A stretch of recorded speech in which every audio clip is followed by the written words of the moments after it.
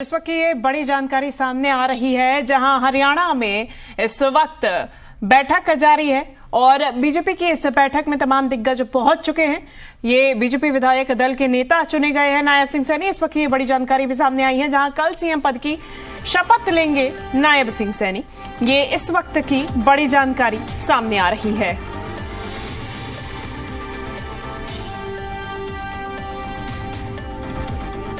बैठक शुरू हो चुकी है और इस बैठक में नायब सिंह सैनी को चुना गया है और बतौर मुख्यमंत्री विधायक दल का नेता चुना गया है।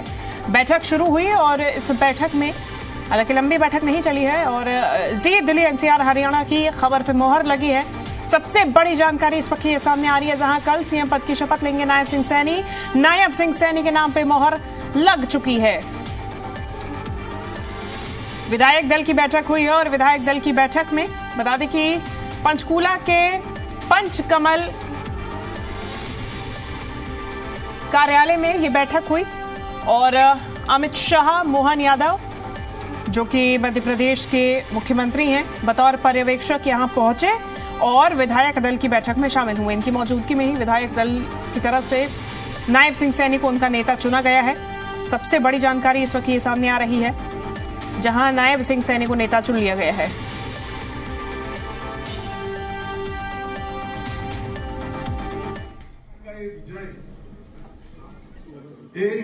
प्रधानमंत्री जी के नेतृत्व में जो विजय की गाथा, विकास की गाथा देश भर में रची गई, घड़ी गई, इसका ये विजय है। ये भारतीय जनता पार्टी की नीतियों का विजय है और प्रधानमंत्री जी की गरीबों के लिए जो संवेदना है, इससे उपजी हुई, निपजी हुई नीतियों का ये विजय है।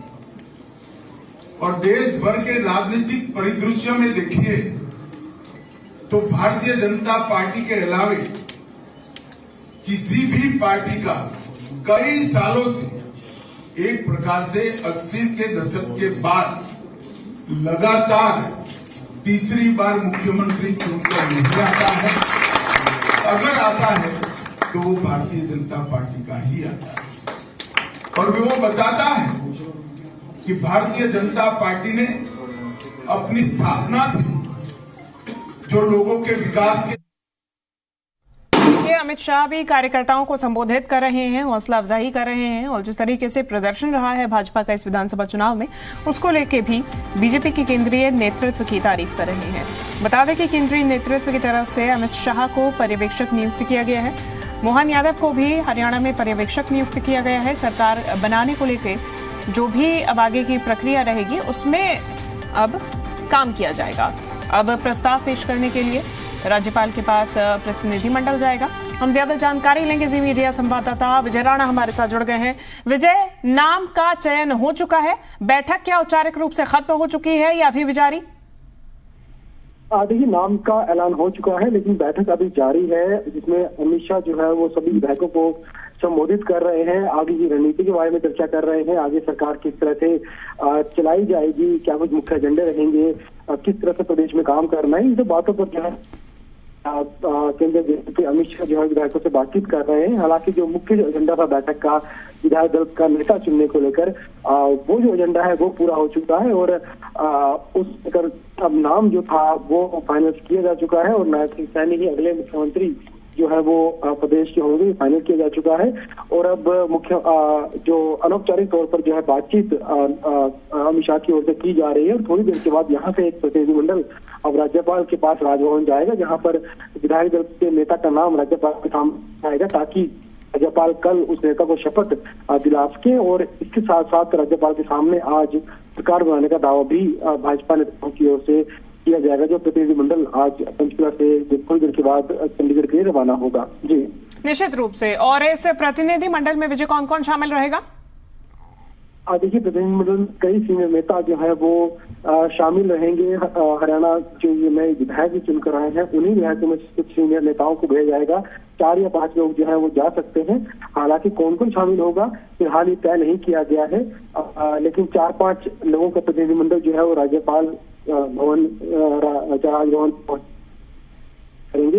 हो सकता है कि नायब सैनी खुद भी इस प्रतिनिधिमंडल में शामिल हों या केंद्रीय मंत्री मनोहर लाल भी राजभवन जा सकते हैं, लेकिन फिलहाल ऐसा कोई तय नहीं किया गया है। थोड़ी देर के बाद जब गृह मंत्री जो है अपना संबोधन समाप्त करेंगे, बातचीत समाप्त करेंगे, बैठक को खत्म करेंगे, उसके बाद जो है प्रतिनिधिमंडल के नामों पर जो है वो चर्चा करके और 4 या 5 लोगों को राजभवन भेजा जाएगा। निश्चित रूप से। इसके अलावा विजय, इस बैठक में फिलहाल क्या यही एक मुद्दा रहा विधायक दल के नेता का, या फिर और भी मुद्दे हैं जिस पे चर्चा की जा रही है, या फिर अमित शाह अपने संबोधन में किसी बात का जिक्र कर रहे हों? देखिए, फिलहाल यही जानकारी सामने आ पाई है बैठक के अंदर से कि विधायक दल का नेता अभी बैठक में चुना गया है, और हालांकि पहले से ही ये तय माना जा रहा था। और हुड्डा साहब को भी मैं बताने था, आप थे तब ना भावांतर था ना एमएसपी पर खरीदी थी, ये हमारी सरकार ने, भारतीय जनता पार्टी की सरकार ने। और आज मैं फिर से मेरा वादा दोहराना चाहता हूं, अग्निवीरों को भड़काने में विपक्ष ने कोई कमी नहीं। अग्निवीर युवाओं को अन्याय करने वाली योजना नहीं है, सेना को युवा बनाने वाली योजना है, सेना को मजबूत बनाने वाली योजना है। और ये भारतीय जनता पार्टी का वादा है कि अग्निवीर का वापिस आया हुआ एक जवान वो भारत सरकार और हरियाणा सरकार में पेंशन वाली नौकरी प्राप्त करेगा।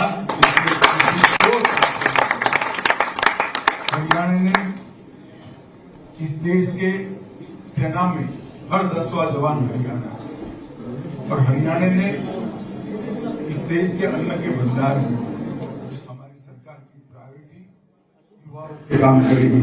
जिस तरह से हमने 9.5 साल भ्रष्टाचार विहीन, लोकाभिमुख और गरीब कल्याण करने वाली सरकार को आगे बढ़ाएंगे। इस सरकार 36 बिरादरियों की होगी, इसका भी मुझे पूरा विश्वास है। और ये सरकार हरियाणा के हर गांव का विकास करेगी, उसका भी मुझे विश्वास है।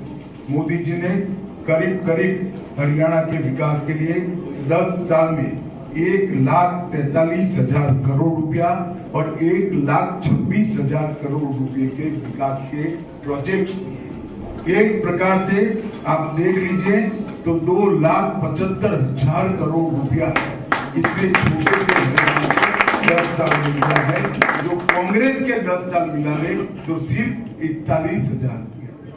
41,000 करोड़ के सामने 2,75,000 करोड़ रुपया मोदी जी ने किया है।